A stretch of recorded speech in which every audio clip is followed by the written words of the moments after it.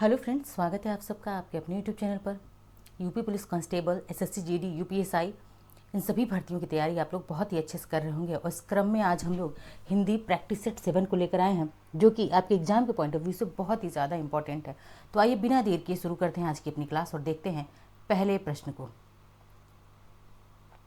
हमारा पहला प्रश्न है कि निम्नलिखित शब्दों में से विशेषण को पहचानिए।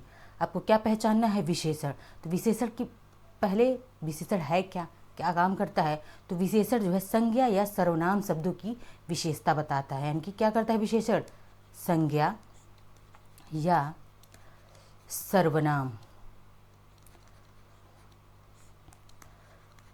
शब्दों की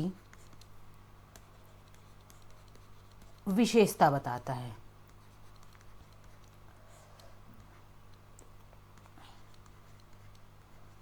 ठीक है, विशेषण क्या होता है? तो संज्ञा या सर्वनाम। संज्ञा क्या होता है?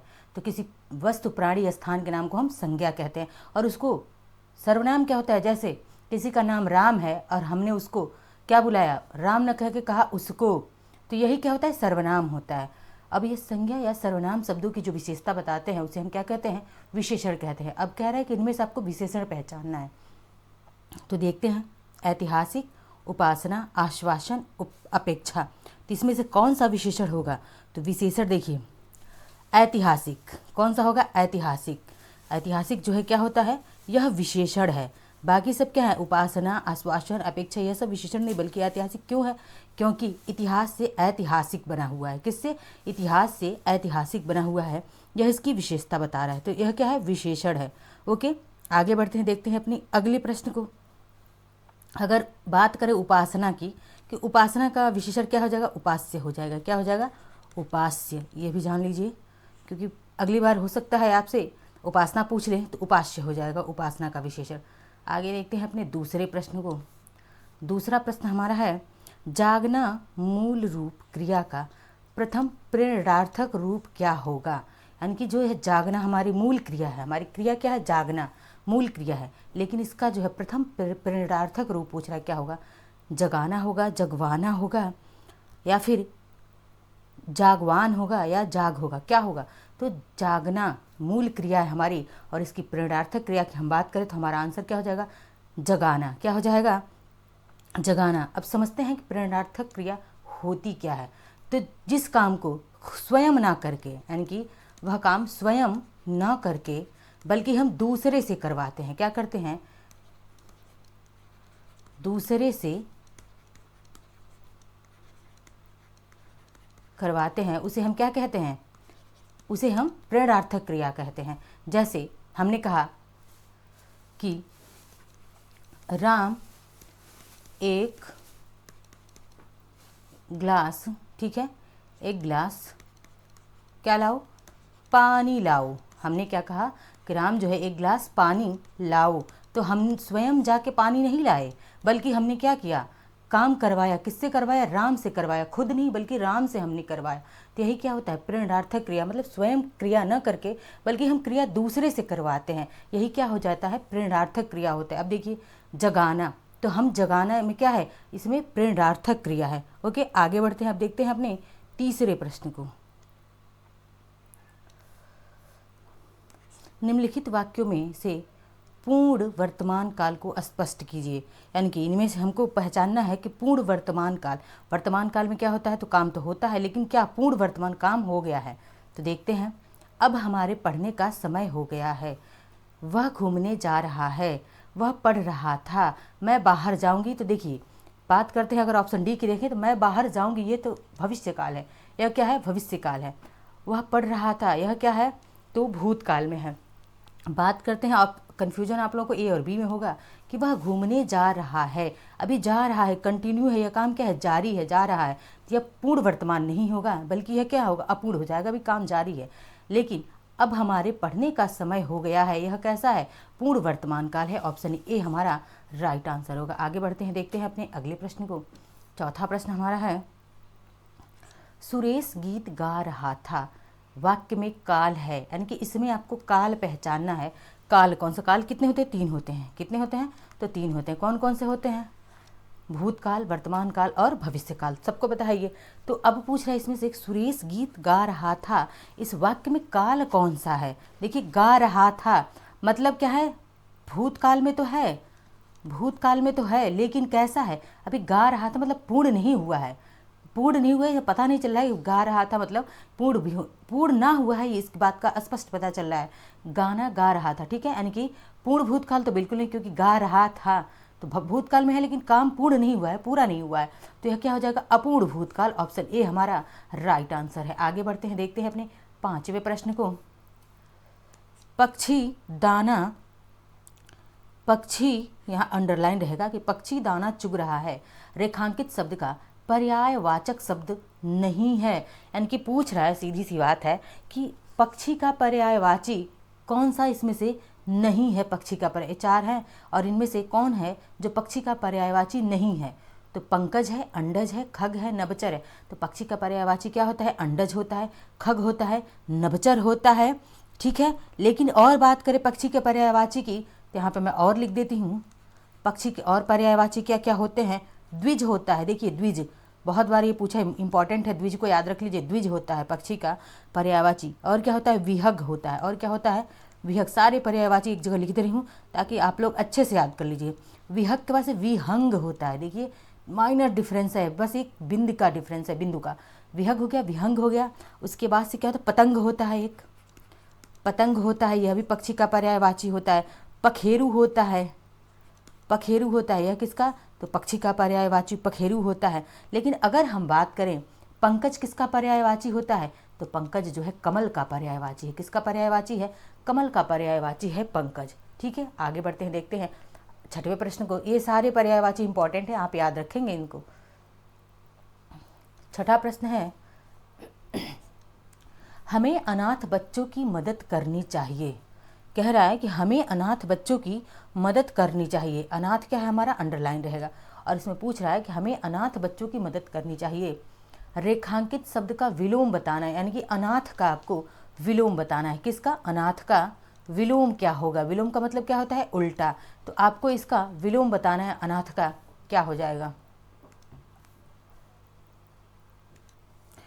देखते हैं इसमें अनाथ का विलोम पूछा है, तो अनाथ का विलोम क्या होगा?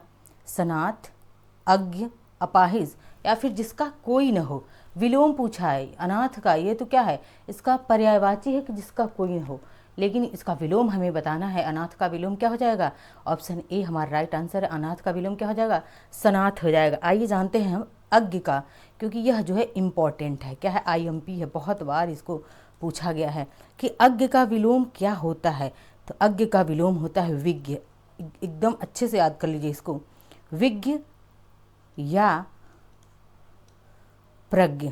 क्या होता है? विज्ञ या फिर प्रज्ञ, यह दोनों में से कोई दिया हो, यही सही होगा। ठीक है, अज्ञ का विलोम विज्ञ या प्रज्ञ होता है। आगे बढ़ते हैं, देखते हैं 7वां प्रश्न है कि निम्नलिखित शब्दों में से कौन सा शब्द अनेकार्थी नहीं है। यानी कि इन चारों में से ऐसा कौन सा शब्द है जो अनेकार्थी शब्द नहीं है? कनक, अनंत, महावीर।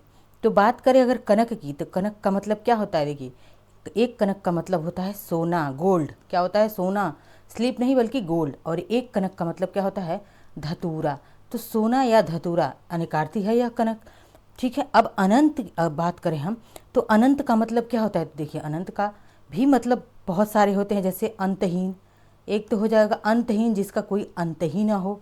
ठीक है, दूसरा हो जाएगा आकाश। आकाश को भी हम क्या कहते हैं? अनंत कहते हैं। और भगवान विष्णु को भी क्या कहा जाता है? अनंत कहा जाता है। इतने सारे अर्थ होते हैं अनंत के। बात करें हम महावीर की, तो महावीर देखिए इसके भी अनेक अर्थ होते हैं। जैसे इसको हम महावीर यानी कि बहुत बलवान कह सकते हैं। क्या कह सकते हैं? बहुत बलवान। महावीर का एक अर्थ होता है कि बहुत ज़्यादा बलवान। दूसरा अर्थ क्या होता है? हनुमान हो जाएगा। महावीर हम किसको कहते हैं? हनुमान को भी हम महावीर कहते हैं। और जैन धर्म के 24वें तीर्थकर, कौन से? जैन धर्म के 24वें तीर्थकर, वह भी क्या थे? उन्हें भी महावीर कहा जाता था। तो इतने सारे अर्थ होते हैं महावीर के, लेकिन इसमें से ऑप्शन डी हमारा राइट आंसर है। हत्या का मतलब हत्या ही होता है। ठीक है, आगे बढ़ते हैं, देखते हैं अगले प्रश्न को।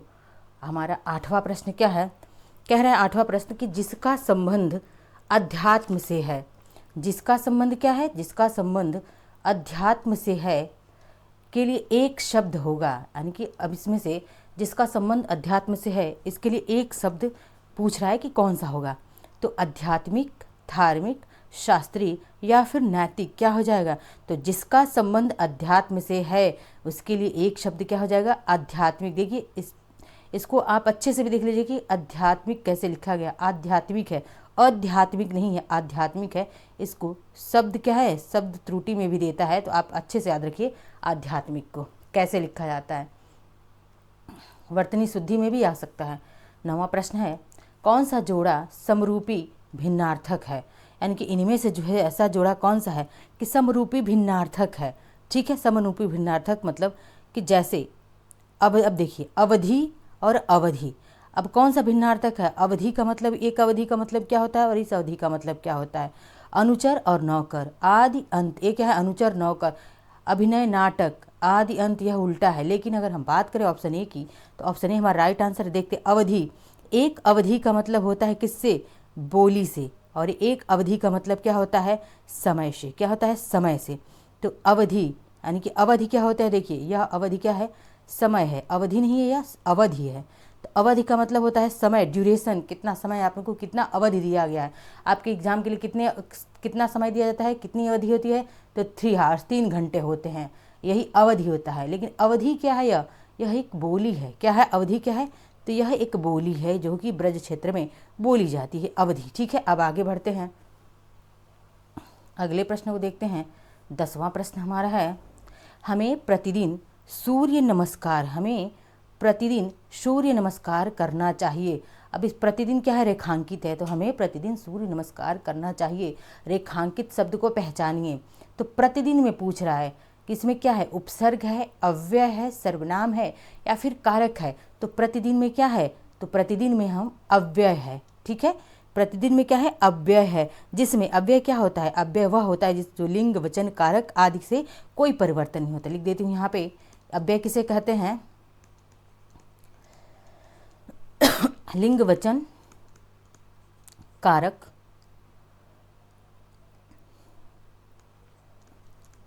आदि से कोई परिवर्तन नहीं।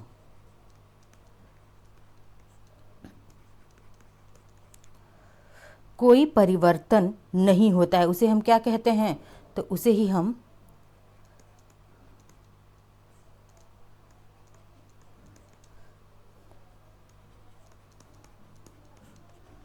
हम क्या कहते हैं, तो उसे हम अव्यय कहते हैं। क्या कहते हैं, अव्यय कहते हैं। आगे देखते हैं अपने 11वें प्रश्न को। 11वां प्रश्न है, मिलाप शब्द में कौन सा प्रत्यय है। मिलाप शब्द में प्रत्यय कौन सा है, मिल है, आप है, अप है या लाप है। तो मिलाप शब्द में कौन सा प्रत्यय है, तो इसमें देखिए आप प्रत्यय है। कौन सा प्रत्यय है, आप प्रत्यय है। मिल प्लस आप से क्या बन गया है, मिलाप बन गया है। क्या बन गया है, मिलाप बन गया है। तो इसमें प्रत्यय कौन सा है, आप प्रत्यय। प्रत्यय कहाँ लगता है, तो शब्दों के अंत में लगता है। कहाँ पे लगता है, शब्दों के अंत में लगता है। ठीक है, पीछे लगता है, अंत में लगता है। अब आगे बढ़ते हैं, देखते हैं अगले प्रश्न को। 12वां प्रश्न है, प्रति प्लस आघात का संधि रूप क्या होगा। तो प्रति और आघात किसका संधि रूप है, प्रत्याघात है, प्रतियाघात है, प्रतियाघात, देखिए बड़ी का मात्रा, और इसमें प्रति आघात है। तो इसमें क्या हो जाएगा, प्रति प्लस आघात का संधि विच्छेद क्या हो जाएगा, प्रत्याघात। क्या हो जाएगा, प्रत्याघात। ऑप्शन ए हमारा राइट आंसर है। अब ये इसमें संधि कौन सी है, यण संधि है। यण संधि की पहचान क्या होती है, य, र, ल, व, इस पर, य, र, ल, व पर आधा वर्ण क्या हो, आधा वर्ण हो, वही क्या होता है, तो यण संधि होती है। य, र, ल, व पर, किसी अन्य वर्ण पे नहीं, बस इन चारों पर, य, र, ल, व, जो ये क्या कहलाते हैं, अंतस्थ वर्ण कहलाते हैं। और इन पर ही अगर आपको आधा वर्ण मिल जाए वह क्या होता है, यण संधि होती है। ठीक है, तो प्रत्याघात यण संधि है, और यही प्रति प्लस आघात इसका संधि विच्छेद है। आगे बढ़ते हैं, देखते हैं अगले प्रश्न को। 13वां प्रश्न है, महौषध शब्द का संधि विच्छेद कीजिए। तो महौषध, महौषध शब्द का क्या करना है, संधि विच्छेद करना है। महा प्लस औषध है, महा प्लस औषधि है, महा प्लस औषधि है यानी कि बड़ी का मात्रा, और महा प्लस औषधि दे दिया है तो क्या होगा, यानी कि महौषध शब्द का संधि विच्छेद करना है तो महा प्लस औषध, ऑप्शन ए हमारा राइट आंसर है। अगर हम बात करें कि इसमें संधि कौन सा है महौषध में, देखिए महौषध, इसमें संधि कौन सा है तो देखिए दो मात्रा आपको ऊपर दिख रहा है, यानी कि कौन सी, दीर्घ संधि। कौन सी संधि है, दीर्घ संधि है। ठीक है, आगे बढ़ते हैं, देखते हैं अगले प्रश्न को। दीर्घ नहीं, सॉरी, यहाँ पे मात्रा की वृद्धि हुई है ना तो वृद्धि संधि है। कौन सी संधि है, वृद्धि संधि है। ठीक है, डबल मात्रा यानी कि वृद्धि संधि हो, दो मात्रा है, मात्रा की वृद्धि है कोई है। आगे बढ़ते हैं 14वें प्रश्न को। निम्नलिखित शब्दों में से तद्भव शब्द को पहचानिए। तद्भव शब्द क्या होते हैं, जो आम बोलचाल में हम लोग सामान्य बोलचाल में उसको प्रयोग करते हैं, वही क्या होता है, तद्भव शब्द होता है। देखिए पाषाण, कंकर, प्यासा और क्या है, पक्षी। तो इनमें से कौन सा जो है, यह कंकर नहीं बल्कि कंकड़ है। ठीक है, कंकड़। तो कौन सा जो है तद्भव शब्द है, पाषाण का मतलब क्या हो जाएगा, पाषाण का तद्भव क्या हो जाएगा, पत्थर हो जाएगा। क्या हो जाएगा, पत्थर हो जाएगा। कंकर, कंकड़ तथा पक्ष तत्सम है। ठीक है, अब बात करें प्यासा, क्या है यह, प्यासा। तो प्यासा हमारा क्या है, यही तद्भव शब्द है। क्या है, प्यासा तद्भव शब्द है, जो कि प्यास क्या हो जाएगा, इसका प्यास हो जाएगा। पक्षी का अगर हम बात करें तो क्या होता है, पक्षी का, कंकड़ का कंगन, क्या हो जाएगा, कंगन हो जाएगा इसका तद्भव। ठीक है, और पक्षी का क्या हो जाएगा, पंख या खग हो जाएगा। क्या हो जाएगा, पक्षी का खग हो जाएगा, खग नहीं बल्कि पंख हो जाएगा, क्योंकि खग तो तद्भव हो जाएगा, पंख हो जाएगा। ठीक है, आगे बढ़ते हैं, देखते हैं अगले प्रश्न को। 15वां प्रश्न है, निम्नलिखित में से कौन सा वाक्य अशुद्ध है। अशुद्ध वाक्य की आपको पहचान करनी है कि इनमें से अशुद्ध वाक्य कौन सा है। आज मैं यहीं रहूँगा, सज्जन लोग भला ही सोचते हैं, क्या तुम कॉलेज जाते हो, अभी तक पत्र नहीं मिला, अभी तक पत्र नहीं मिला। तो इनमें से अशुद्ध कौन सा है, आपको यही पहचानना है कि इनमें से अशुद्ध वाक्य कौन सा है। तो आज मैं यहीं रहूँगा, क्या है, यह तो शुद्ध शब्द है। सज्जन लोग भला ही सोचते हैं, यही क्या है, अशुद्ध शब्द है कि सज्जन लोग भला ही सोचते हैं। यह क्या है, यानी कि इसमें देखिए वाक्य में लोग का प्रयोग असंगत है। इसमें यह क्यों है, सज्जन भला ही सोचते हैं, लोग, अगर यह लोग वर्ड ना होता तो यह भी शुद्ध होता, लेकिन लोग जो है सज्जन लोग। ठीक है, इसकी वजह से, लोग की वजह से यह क्या है, अशुद्ध हो गया है। अगर सेंटेंस दिया रहता सज्जन भला ही सोचते हैं तो यह सेंटेंस भी क्या होता, शुद्ध होता। गलती कहाँ पे है, तो लोग का प्रयोग इसमें किया गया है। आगे देखते हैं 16वें प्रश्न को। 16वां प्रश्न हमारा है, मुझे आज खाने का मन नहीं है, यानी कि मुझे आज खाने का मन नहीं है।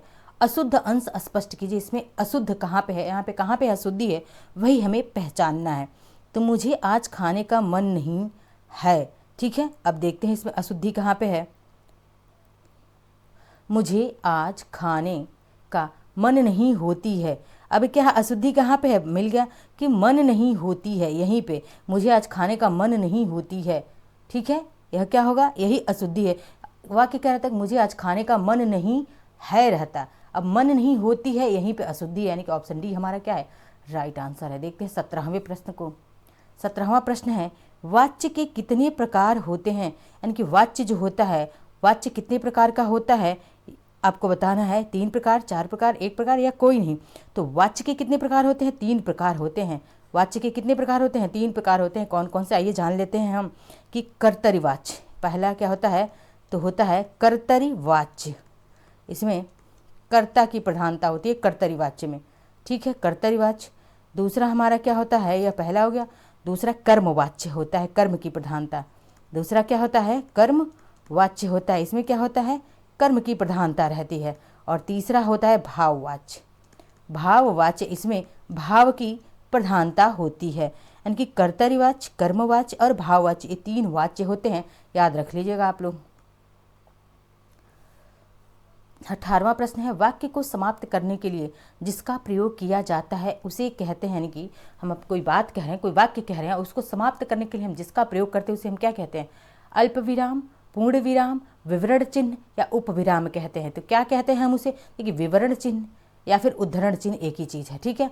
अब अल्प विराम ऐसे होता है, पूर्ण विराम ऐसे लगता है, उद्धरण चिन्ह ऐसे लगता है, डबल में भी लगता है, ठीक है, डबल में भी लगता है। उपविराम कैसे लगता है? उपविराम या अर्धविराम ऐसे लगता है। तो कह रहे वाक्य समाप्त करने पर हम किसका प्रयोग करते हैं? तो पूर्ण विराम का प्रयोग करते हैं। किसका? पूर्ण विराम, जो कि ऐसे।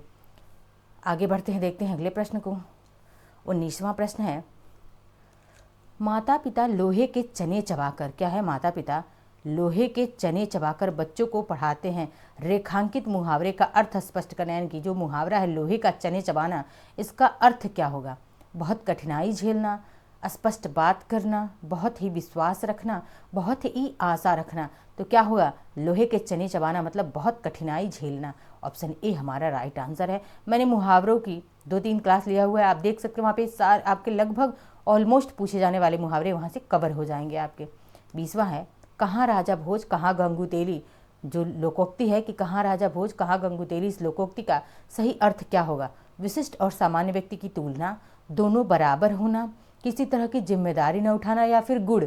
तो क्या हो जाएगा? कहाँ राजा भोज और कहाँ गंगू तेली, यानी कि विशिष्ट और सामान्य व्यक्ति की हम क्या कर रहे हैं? तुलना कर दे रहे हैं। कहाँ राजा और कहाँ रंक है, ठीक है। आगे बढ़ते हैं, देखते हैं 21वें प्रश्न को। जहाँ एक ही शब्द की बार बार आवृत्ति होती है वहाँ कौन सा अलंकार होता है? इसको तो आप 1 सेकंड में बता ले जाएंगे, क्योंकि यह प्रश्न ना जाने मैंने कितनी बार आपको बताया है कि जहाँ एक ही शब्द की बार बार आवृत्ति हो वहाँ पे अलंकार कौन सा होता है? तो वहाँ पे श्लेष अलंकार, ऐसे श्लेष रहेगा, ठीक है। कौन सा? श्लेष अलंकार, सॉरी यह श्लेष ऐसे रहेगा वहाँ पे। ऑप्शन सी नहीं बल्कि बी हमारा सही राइट आंसर है, अनुप्रास अलंकार। कौन सा अलंकार है? तो वहाँ पर श्लेष को मैं बता रही थी कैसे लिखा जाएगा, सॉरी ये थोड़ा टाइपिंग मिस्टेक हो गया। श्लेष ऐसे रहेगा, ठीक है। अब देखिए कि जहाँ बार बार एक ही वर्ण की आवृत्ति होती है, जहाँ एक ही शब्द की या एक ही वर्ण की जब बार बार आवृत्ति, वहाँ पे अलंकार अनुप्रास अलंकार होती है। जैसे हम लिखते हैं यहाँ पे तरनी, तनुजा, तट, तमाल, तरुवर, तरवर, बहु, छाए। हमने लिखा तरन, तनुजा, तट, तमाल, तरवर, बहु, छाए। अब इसमें देखिए त त त त, यानी कि इस त वर्ण की कितनी बार? 1 2 3 4 5 बार आवृत्ति हुई। त वर्ण की कितनी बार? 5 बार आवृत्ति हुई। तो एक ही वर्ण या एक ही शब्द की जब बार बार आवृत्ति होती है वहाँ पर कौन सा अलंकार होता है? तो वहाँ पर अनुप्रास अलंकार होता है। यमक अलंकार में क्या होता है? तो यमक अलंकार में एक ही शब्द जो है जोड़े में आता है 2 बार, जैसे काली घटा का घमंड घटा, ठीक है। आगे उपमा में क्या होता है? उपमा में सा, सी, यह इसका ट्रिक है, आप याद कर लीजिए, बिल्कुल आपका उपमा अलंकार कभी गलत ही नहीं होगा। सा सी सम सरिस, सा सी सम सरिस, समान, यह किस में आते हैं? उपमा में। उपमा जैसे अंग्रेजी में सिमली होता है, लाइक एज का हम यूज़ करते हैं, वैसे ही हिंदी में उपमा अलंकार होता है। सा सी सम सरिस और समान, यह शब्द जिस भी अलंकार में आ जाए वह उपमा अलंकार होता है। आगे बढ़ते हैं, देखते हैं 22वां प्रश्न है, जो मात्रिक समछंद है, प्रत्येक चरण में 16 मात्राएं होती हैं, उसे कहते हैं, यानी कि कैसा हो? तो मात्रिक क्या हो? मात्रिक समछंद है, इंपॉर्टेंट है, यह समछंद की बात किया है। मात्रिक है लेकिन कैसा है? समछंद है। और इसमें प्रत्येक चरण में कितनी 16 मात्राएं होती हैं, तो उसे हम क्या कहते हैं यही जानना है हमें। तो इसे हम क्या कहते हैं? चौपाई कहते हैं। क्या कहते हैं? चौपाई कहते हैं। चौपाई में कितने चरण होते हैं? तो चौपाई में 4 चरण होते हैं, 4 चरण। अब प्रत्येक चरण में कितनी 16 मात्राएं होती है। और कैसा छंद है? तो सममात्रिक छंद है। कैसा है? सममात्रिक छंद है चौपाई। आगे बढ़ते हैं, देखते हैं अगले प्रश्न को। 23वां प्रश्न है, भीष्म पितामह ने आजीवन, यानी कि भीष्म पितामह ने आजीवन शादी न करने का प्रण लिया था। रेखांकित शब्द में समास होगा। तो मैंने समास आपको बहुत अच्छे से, बहुत ही बेहतरीन ढंग से पढ़ाया है प्रीवियस लेक्चर्स में। समास में आपको थियरी और क्वेश्चंस दोनों करवाए गए हैं, वहाँ से समास से संबंधित आपके एक प्रश्न भी बाहर नहीं जाएंगे। जिन्होंने अब तक उस क्लास को नहीं देखा है एक बार जाके ज़रूर देखिए। तो पूछा है आजीवन में कौन सा समास है? तो आजीवन में मैंने बस यहाँ देखते ही आपको बता देना है, अगर जिसने हमारी क्लास देखी होगी वह यहाँ पे समास अब तक बता चुका होगा। क्या होगा? आजीवन मैंने बताया है अव्ययीभाव समास। अव्ययीभाव समास है जहाँ पे आ, प्रति, भर, यथा, दिनों दिन, दिनों दिन, रातों रात, रातों रात। यह शब्द आपको दिख जाए वहाँ पे आंख बंद करके आपको अव्ययीभाव समास लगाना है। तत्पुरुष समास में क्या होता है, कारक चिन्ह का लोप होता है। इसमें क्या होता है, तो कारक चिन्हों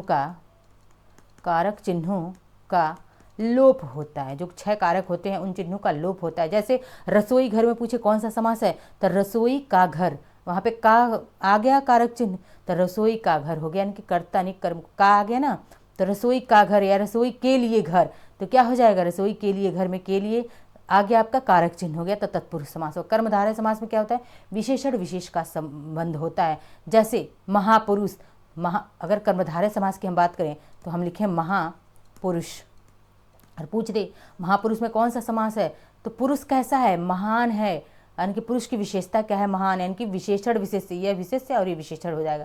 तो जो यानी कि विशेषण विशेष का संबंध किसमें होता है, कर्मधारय समास में होता है। यानी कि पुरुष कैसा है, महान है जो पुरुष। इसका अगर हम विग्रह करें तो हम क्या लिखेंगे, महान है जो पुरुष। अब एक और चीज़ जान लीजिए, एक चीज़ और साथी, कि है जो, ये आता है ना, है जो, ये किस में आता है, कर्मधारय समास में आता है।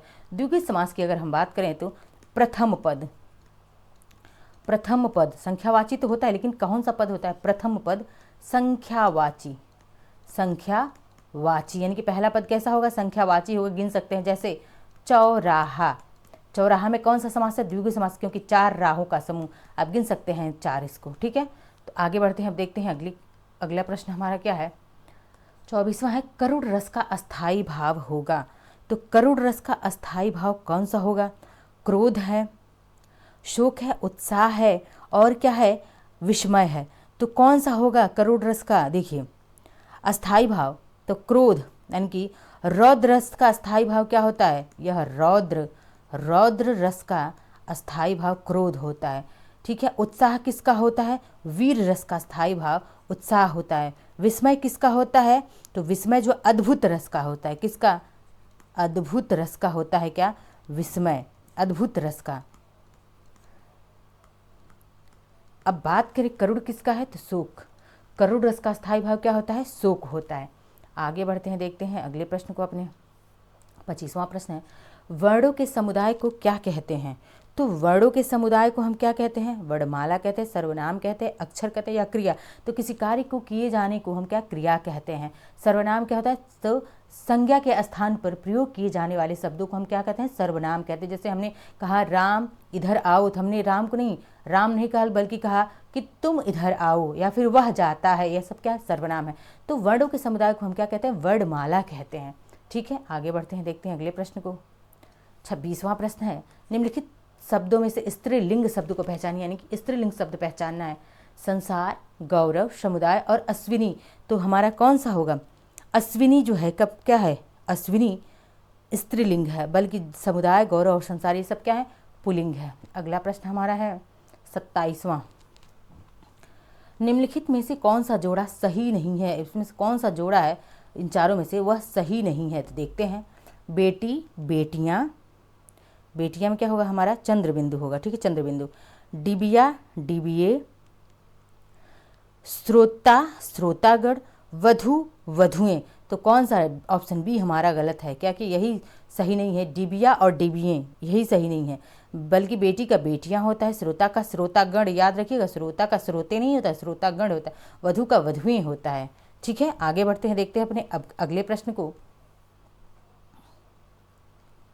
अगला प्रश्न हमारा 28वां है कि निम्नलिखित वाक्यों में से संबंध कारक वाले व्यक्ति को पहचानिए। आपको संबंध कारक पहचानना है। इसमें से संबंध कारक क्या होता है, मैंने आपको कारक बताया है, हर क्लास में आपको बताते जाती हूँ। जो भी चीज़, संज्ञा, सर्वनाम, विशेषण, कारक आता है, तो संबंध कारक में काकी के, रारी रे, नानी रे क्या आते हैं। इसमें इसकी पहचान है, का, की, के, रा, री, रे, ना, नी, ने, यह शब्द आते हैं संबंध कारक, संबंधों को बताता है। राम खाना खाता है, इसमें संबंध कारक नहीं है। राधा का कुत्ता बहुत तेज दौड़ता है। राम ने रावण को मारा।